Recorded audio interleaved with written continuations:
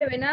हाँ, वाक्य पदियम जे छै ने से ओकरे चलऽ दै छियै किछु दिन, जी जी एक लगा के चलऽ दै छियै। सुनो, माने परसों जो हम पढ़ाए थे उसमें कुछ तथ्य रह गया था। उस तथ्य को संस्मारित करने के लिए हमने निश्चय किया कि जो एक बार फिर इसको सिंहावलोकन न्याय से एक बार फिर उसको रिपीट कर देंगे। जी जी व्याकरण में है सिंहावलोकन न्याय। सिंहावलोकन न्याय क्या है? तो सिंह कुछ दूर तक आगे बढ़ता रहता है, उसके बाद उसके मन में यह होता है कि जो पीछे मुड़ करके देखें तो कहीं कोई माने शिकार नहीं तो आ रहा है। तो बात कुछ दूर आगे जाते जाते बीच बीच में वो मुड़ करके देख लेता है, यदि शिकार मिल जाता है तो फिर लौट भी जाता है। तो उसी प्रकार मेरा भी हो रहा है, जो उस दिन कुछ लोग नहीं भी थे जो आज उपस्थित हो गए हैं, तो इसलिए थोड़ा संक्षेप में सिंहावलोकन न्याय से हम आगे बढ़ाते हैं। हाँ, इसमें हम भर्तृहरि का सामान्य परिचय दिए थे। उन परिचय के अंतर्गत एक यह प्रश्न भी आया था जो आप माने उनके काल का निरूपण नहीं किया। तो उनके काल का इसलिए हमने निरूपण नहीं किया क्योंकि काल जो है संदेहास्पद है। कुछ विद्वानों का कथन है जो विक्रमादित्य के छोटे भाई थे, कुछ विद्वानों का कथन है जो बाद के थे। तो हो सकता है जो भर्तृहरि नाम के और भी कोई हो, तो जिनको वही भर्तृहरि माना जाता हो। तो इस तरह काल के संबंध में बहुत विवाद है, इसलिए हम विवाद पर हम जाना नहीं चाहे। तो और यह हुआ, और यह हुआ जो वाक्यंच पदंच वाक्य पदे कहे थे अधिकृत्य कृतो ग्रंथ वाक्य पदीयम, यानी वाक्य और पद के विषय में विचार करने के लिए यह ग्रंथ आरंभ किया गया है। अब यह हुआ जो वाक्य और पद जो है उसमें तो पद को पूर्व प्रयोग होना चाहिए। व्याकरण के नियम के मुताबिक व्याकरण में है द्वंद्व समास में लघ्वक्षरम पूर्वम, जिसमें माने ह्रस्व वर्ण माने कम संख्या में हो उसको पूर्व प्रयोग होता है। ह्रस्व वर्ण, क्योंकि ह्रस्व को लघु संज्ञा हुई है, इसमें ह्रस्व अच में ही तो ह्रस्व होता है, जिसमें ह्रस्व वर्ण कम संख्या में हो उसको पूर्व प्रयोग होता है। तो उसके मुताबिक पद में ह्रस्व कम है और वाक्य में तो दीर्घ भी है ह्रस्व भी है। तो इसलिए वाक्य को पहले नहीं दे करके पद को ही पहले प्रयोग होना चाहिए। पद वाक्यम पद वाक्य पदीयम ऐसा होना चाहिए। लेकिन वहीं पर आगे का वार्तिक है जो अभ्यर्हितंच, अभ्यर्हितंच में कहा गया है जो श्रेष्ठ है वह अभ्यर्हितंच लघ्वक्षरम का अपवादक वार्तिक है। जो श्रेष्ठ होते हैं उनका पहले प्रयोग होता है। तो पद और वाक्य में वाक्य जो है श्रेष्ठ है, क्योंकि वाक्य से ही अर्थ की समाप्ति होती है। इसलिए कहा गया है अर्थ पद समूहो वाक्यम अर्थ समाप्त। पद समूह वाक्य होता है और उससे अर्थ की समाप्ति होती है, इसलिए वाक्य की प्रधानता है। स्वयं भर्तृहरि ने भी लिखा है जो वाक्य स्फोटो निष्कर्षे तिष्ठति मत स्थिति, जो वाक्य स्फोट जो है वही निष्कर्ष है। तो इसलिए वाक्य की प्रधानता है। तो वाक्य की प्रधानता होने के चलते अभ्यर्हितंच इस वार्तिक से वाक्य को पूर्व प्रयोग किया गया, इसलिए वाक्य पदे हुआ और उसके बाद तद्धित में 6 प्रत्यय करके वाक्य पदीयम ऐसा बना है। ठीक है।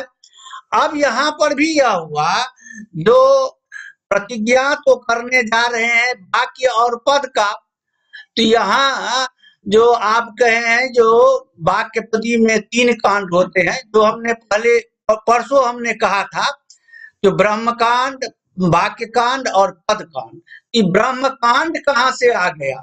जब हम प्रतिज्ञा करते हैं वाक्य और पद, तो ब्रह्म कांड कहाँ से आ गया, यह प्रश्न होता है।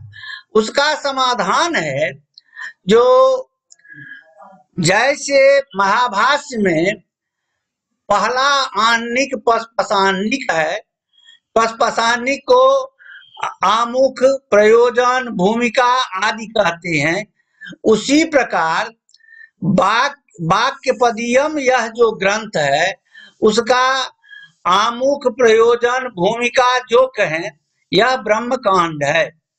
क्योंकि वाक्य और पद में शब्द हैं, शब्द की ही एक इकाई है वाक्य, एक है पद। तो शब्द को ब्रह्म माना गया है व्याकरण शास्त्र में। तो ब्रह्म प्रतिपादक यह कांड है। ब्रह्म कांड क्यों नाम पड़ा? तो ब्रह्म प्रतिपादक कांड है, ब्रह्म का प्रतिपादन करने वाला यह कांड हुआ, इसलिए इस कांड का नाम पड़ा ब्रह्म कांड। इसमें व्याकरण के मुख्य उद्देश्य क्या है, व्याकरण क्या है, शब्द ब्रह्म क्या है, शब्द अर्थ और संबंध क्या है, शब्द के कितने भेद हैं, ध्वनियां कितने प्रकार की होती है, स्फोट क्या है, और वाणियां कितनी प्रकार की होती है, इत्यादि विषयों पर इसमें विचार किया गया है। उस सब को जड़ में शब्द ब्रह्म को रख करके, शब्द ब्रह्म को जड़ में रख करके इस पर विचार किया गया है, इसलिए इसको ब्रह्म कांड कहा गया है। तो इस ब्रह्म कांड जो है एक हिसाब से वाक्य पदीयम का माने वाक्य पदीयम की प्रस्तावना है, भूमिका है, जो कहें माने यह है। इसलिए ब्रह्म कांड को ही पहला कांड नाम दिया गया और ब्रह्म कांड का ही निरूपण किया गया।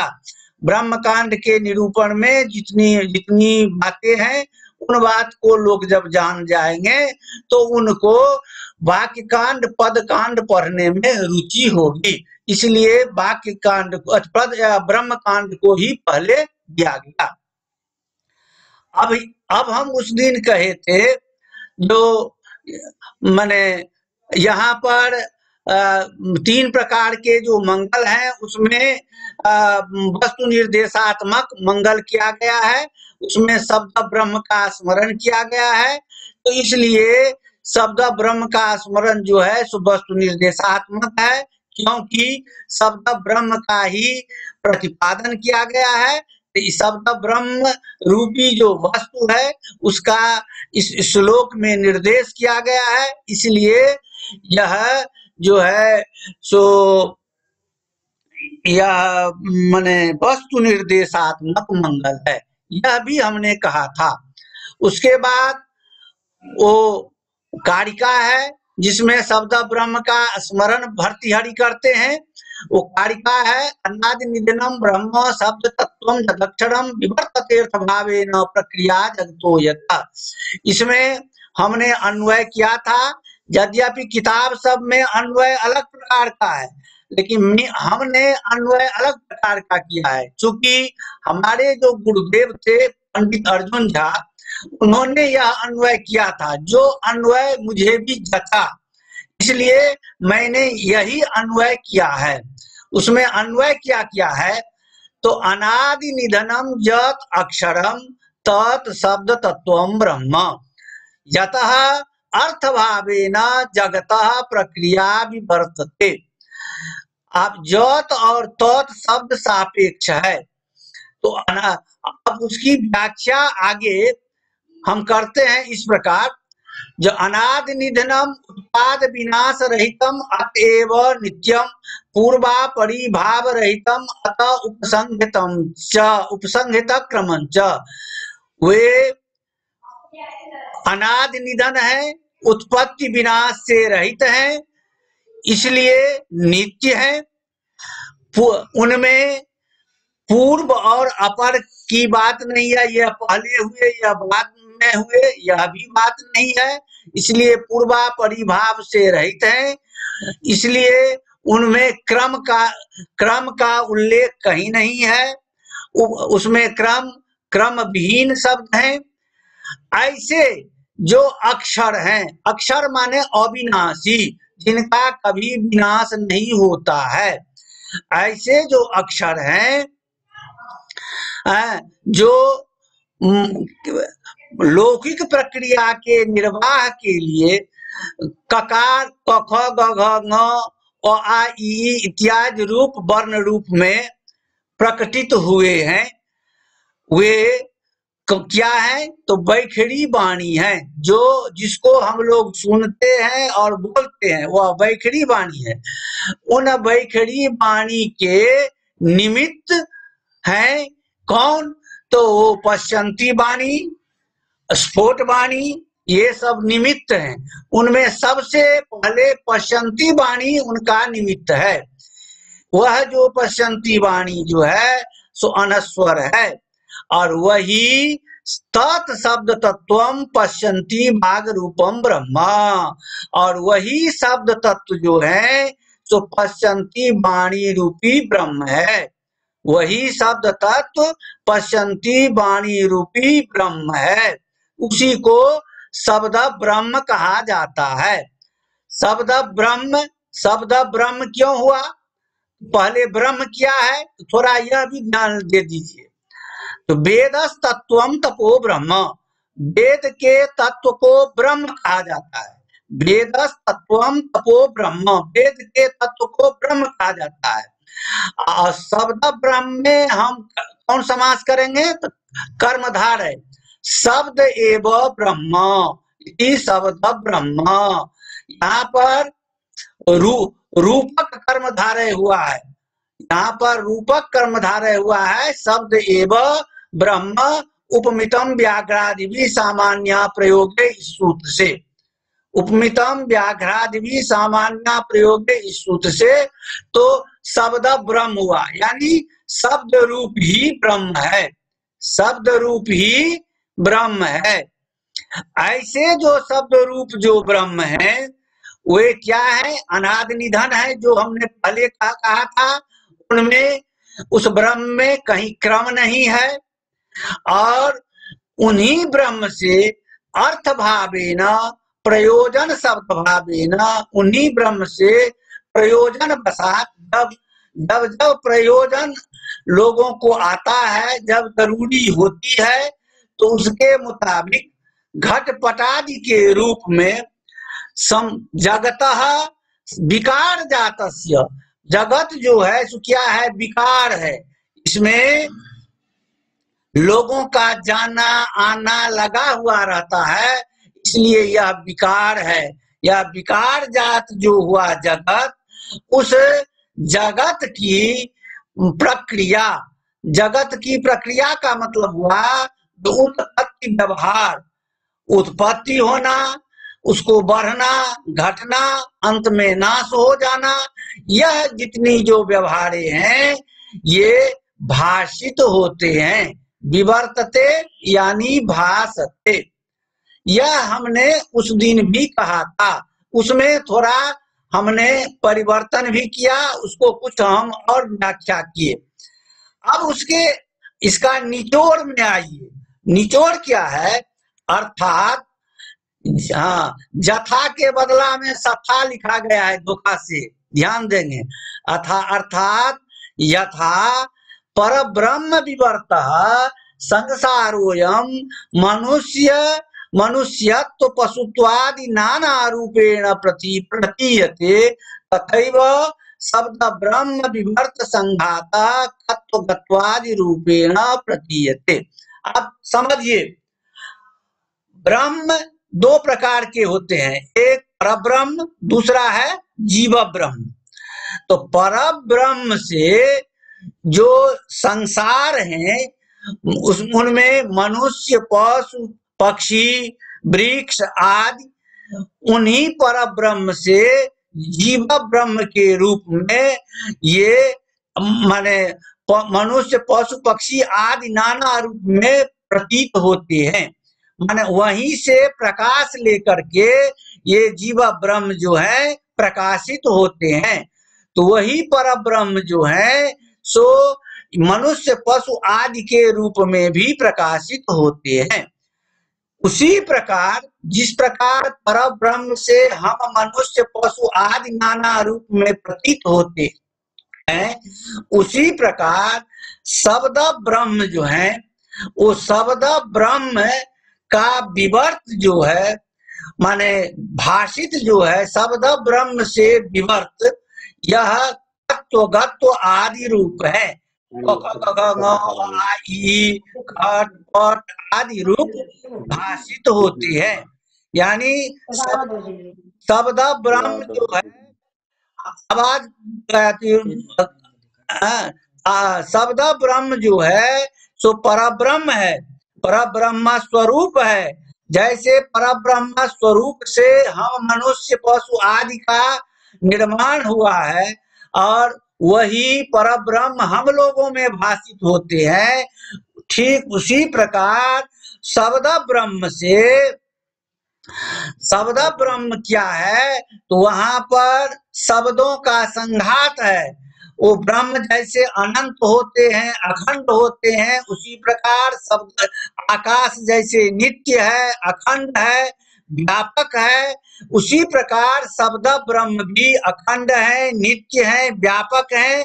वहां पर शब्दों का भंडार है, वहां पर कोई क्रम नहीं है। तो वहां से जो कत्व, गत्व, खत्व आदि के रूप में बैठड़ी वाणी से वो शब्द निकलते हैं और कत्व, गत्व, खत्व आदि के रूप में माने प्रतीत होते हैं। कौन प्रतीत होते हैं? तो वही शब्द ब्रह्म कत्व, खत्व, गत्व, अत्व आदि के रूप में प्रतीत होते हैं, यानी भाषित होते हैं, यह कहा गया है। अब यहाँ है जो कहते हैं जो आप जो विवर्त की कहे हैं, तो विवर्त क्या है तो कहते हैं, संक्षेप में कह देते हैं, इस पर भी शास्त्रार्थ बहुत है, इसलिए उस शास्त्रार्थ में हम नहीं जाना चाहते हैं। अतत्वतो यथा भावो विवर्त इत्युदीरितः, असतत्वतो यथा भावो विकार इत्युदार्यते। अब कहा गया है जो अतत्वतो यथा भाव, जो वास्तविक नहीं है, वो अतत्व, तत्व माने हो गया वास्तविक, अतत्व माने हो गया अवास्तविक।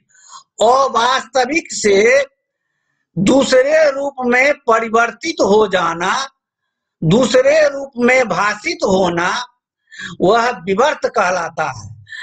और सतत्व तो यथा भाव, जो वास्तविक तत्व है उस तत्व में थोड़ा परिवर्तन हो जाना, उसमें थोड़ा परिवर्तन हो जाना विकार कहलाता है। कहते हैं थोड़ा इसको उदाहरण से समझा दीजिए। तो जैसे सुक्ति में रजत का भान होता है उसको विवर्त कहते हैं। सुक्ति समझते हैं? सितुआ, सितुआ में दूर से भान होता है कि यह चांदी है, क्योंकि सितुआ का जो रूप है वही चांदी का रूप है। तो सितुआ जो है अवास्तविक तत्व है, फिर भी उसमें रजत का भान हो जाता है। यद्यपि झूठ है, यद्यपि झूठ है, सितुआ रजत कभी नहीं बन सकता है, फिर भी उसका भान होता है। इसको कहते हैं विवर्त, भाषित होना। अथवा पृथ्वी है, पृथ्वी से हम घट बना लेते हैं, पट बना लेते हैं, आदि बहुत चीज हम बनाते हैं। तो वास्तव में जो वो माने घट पट आदि पृथ्वी नहीं है, लेकिन वो भाषित होता है। उसी तो इसको कहा जाता है विवर्त। तो परब्रह्म से हम लोग विवर्त हैं, हम लोग परब्रह्म हम लोगों में भाषित होता है, न कि हम लोग परब्रह्म हैं। तो वास्तव में पारमार्थिक रूप में एक परब्रह्म सत्य है, हम लोग मिथ्या है। उसी प्रकार शब्द ब्रह्म सत्य है। यह बैखड़ी नाद से निकलने वाला तत्व आदि ये असत्य है। ये केवल व्यावहारिक जगत में व्यवहार चलाने के लिए हुई हैं। तो उसी जैसे सुक्ति में रजत का भान जो होता है तत्काल के लिए होता है कि वास्तव में यह रजत है, लेकिन बाद में वह नष्ट हो जाता है। जब उसके नजदीक में जाते हैं, देखते हैं, तो वह भ्रांति दूर हो जाती है। किंतु दूध से दही होता है, यह हुआ परिणाम।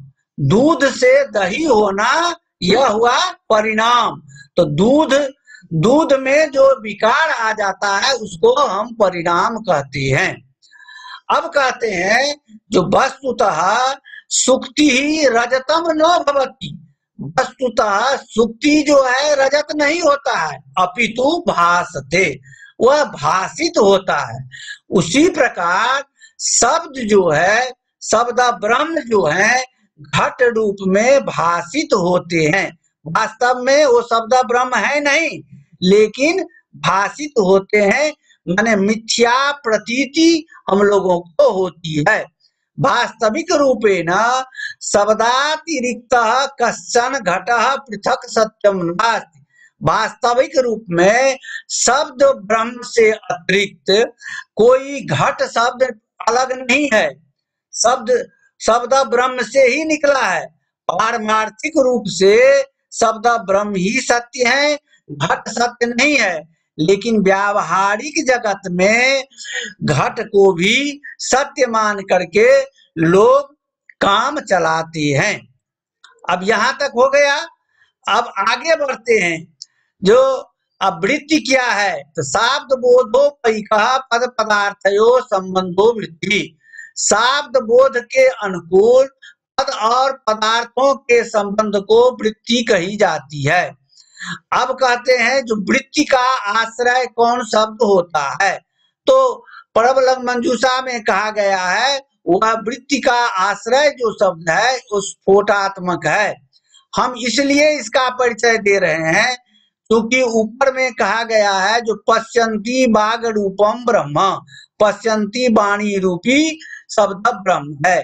अब पश्यन्ति क्या है, उसके लिए तो हमको वाणी का परिचय देना आवश्यक हो जाता है।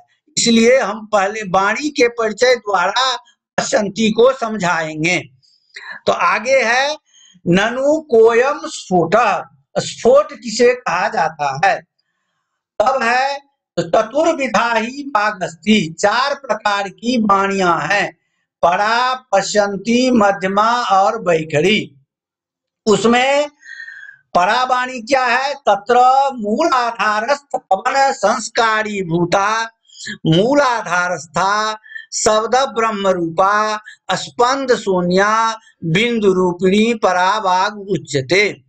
कहते हैं जब मूलाधारस्थ जो पवन है वो जब संस्कारी भूत होता है, जब संस्कार से युक्त होता है, तो मूलाधार में रहते हुए वो स्पंद से शून्य होता है। स्पंद क्या है, वो स्पंद का अर्थ है स्पदी किंचित चलने।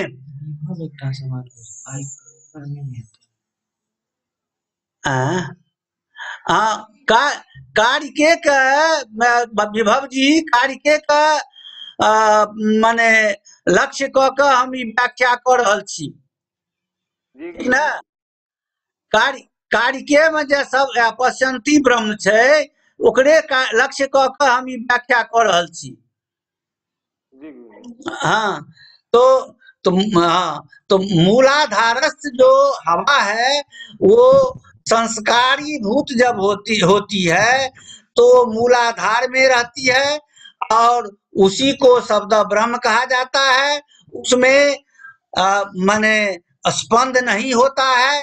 स्पंद का अर्थ होता है जो कुछ चलना, उसमें हिलना डोलना भी नहीं होता है।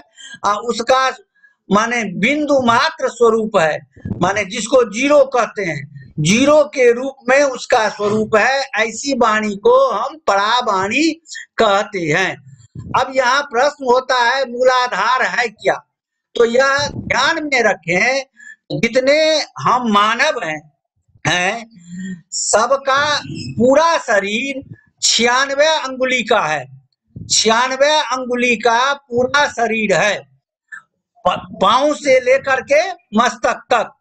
उसमें 48 अंगुली नीचा हम उसको छोड़ देंगे, उसमें 48 अंगुली को हम नीचा छोड़ देंगे।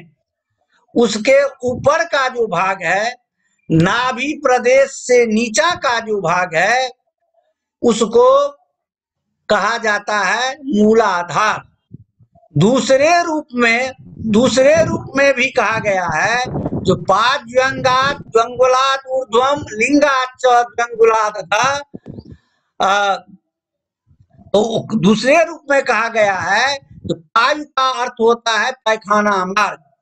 पैखाना मार्ग से 2 अंगुली ऊपर और पेशाब मार्ग से 2 अंगुली नीचे, बीच में 1 अंगुली मात्र बच जाती है। उसी को देह कहा गया है। हाँ, उसी को देह नहीं, उसी को देह का मध्य कहा गया है और उसी मध्य को मूलाधार भी कहा गया है। क्या समझे? माने पैखाना मार्ग से 2 अंगुली ऊपर, पेशाब मार्ग से 2 अंगुली नीचे, बीच में मात्र 1 अंगुली बच जाती है। उसी को देह का मध्य कहा जाता है, उसी को मूलाधार कहा जाता है। ठीक है, उस मूलाधार को ही हम परावाणी कहते हैं। अब वही परावाणी में जब पवन संस्कारी भूत जब हो जाती है तब वह आगे की ओर बढ़ती है। तो हवा जब आगे की ओर बढ़ती है तो नाभि पर्यंतम आगच्छता तेन वायुना अभिव्यक्ता मनोगोचरी भूता पश्यन्ति वाक् उच्यते। अब यह पश्यन्ति पर ध्यान दीजिए, चूंकि हमने पश्यन्ति पहले कही थी। वही हवा जब नाभि पर्यंत जब आ जाती है और उसी हवा से अभिव्यक्त जो शब्द है वह केवल मन के द्वारा ही उस शब्द को जाना जा सकता है और बुद्धि का वहां पर पहुंच नहीं है। केवल मन ही उसको, हवा को, उस शब्द को जान सकता है। ऐसी वाणी को पश्यन्ति वाणी कही जाती है। अब कहे जो परा और पश्यन्ति एतद्वयम् बाग ब्रह्म योगिनाम समाधो निर्विकल्पक सविकल्पक ज्ञान विषय उच्यते।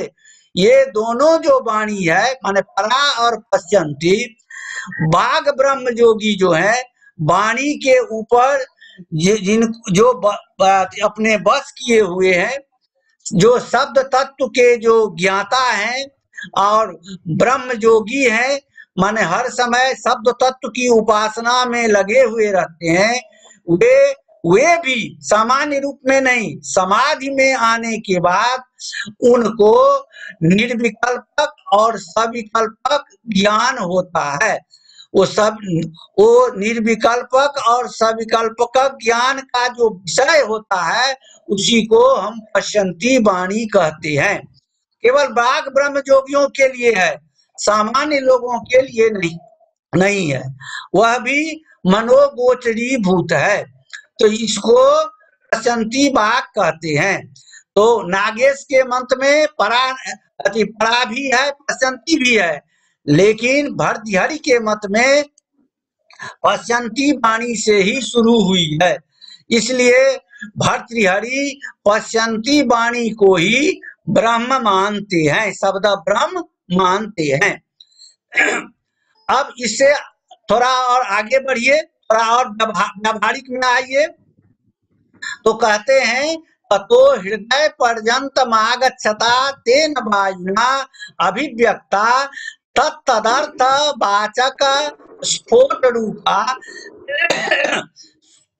श्रोत्र ग्रहण योग्यत्वेन सूक्ष्म जपादो बुद्धि निर्ग्राह्या मध्यमा वाक उच्यते।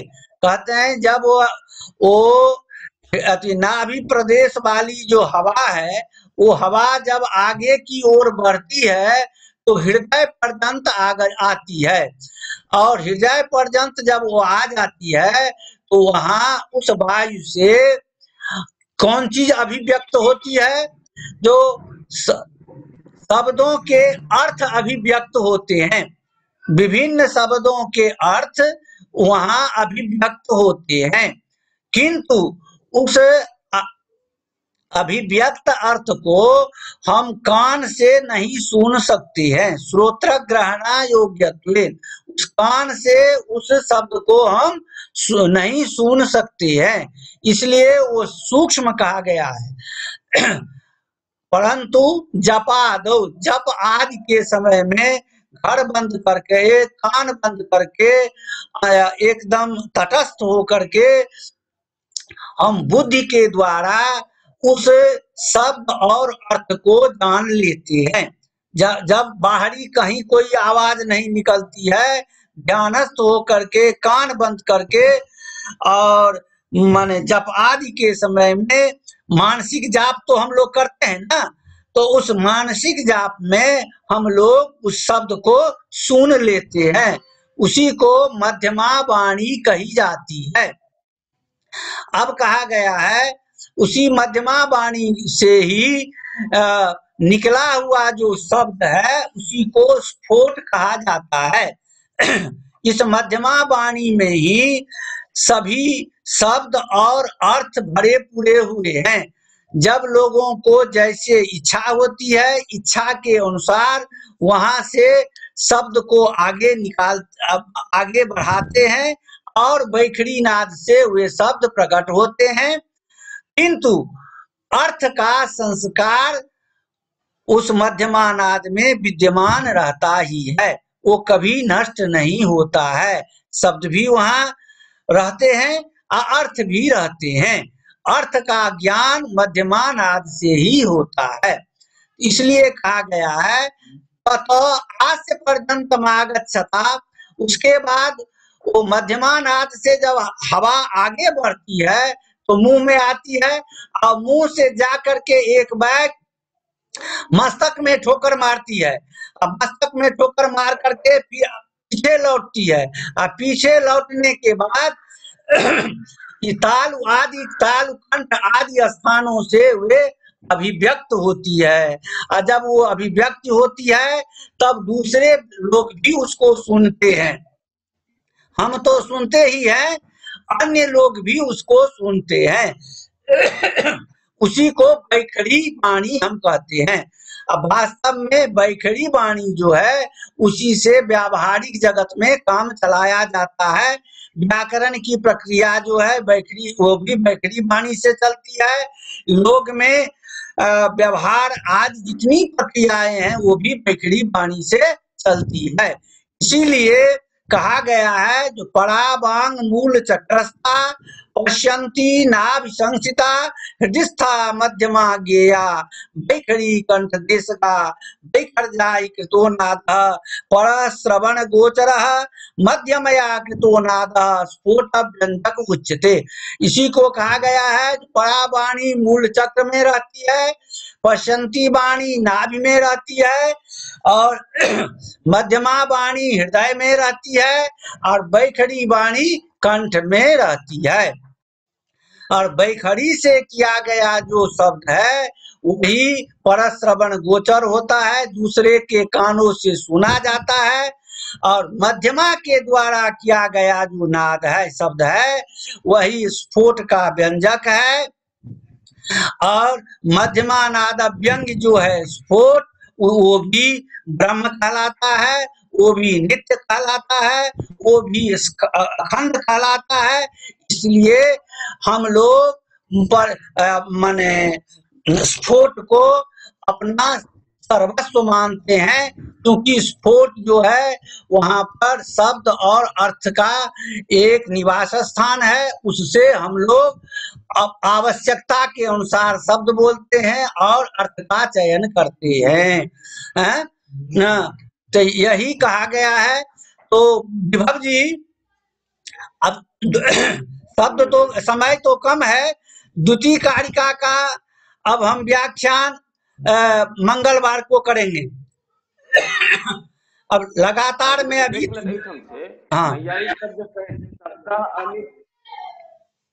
नैयायिक शब्द कहे थे शब्द अनित्य तालवादि स्थानेषु जनकत्वात् से ही वैखरीय वाणी के बारे में कहे थे ना।